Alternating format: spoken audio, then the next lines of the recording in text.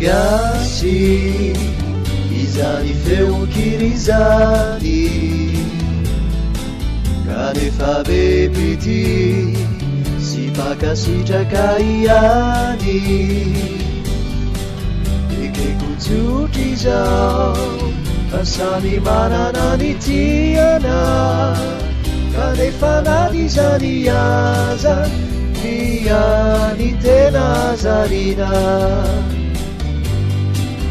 sy tereny anao sy bozonanako ao anatinao ao misy lovaso akamaniko ifemokira malagasy ka fidio ane eo mitazara tsisy tasy faoenonao ny zava-tso aterany ao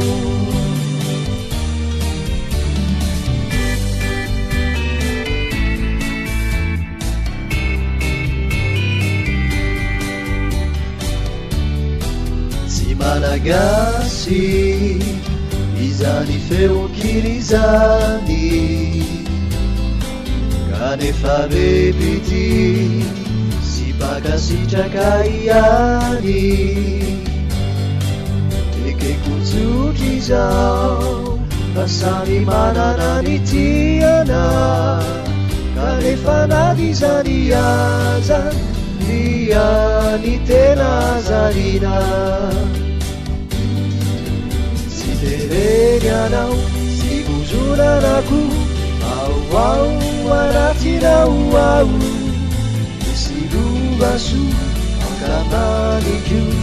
ifemokira malagasy ka fidio ane eo mitatsara tsisy tasy faoenonao ny zava-tso aterany ao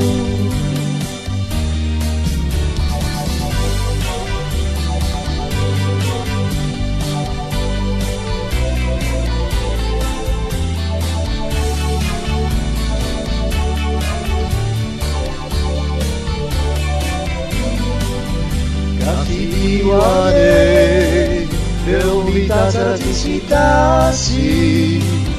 faoenonao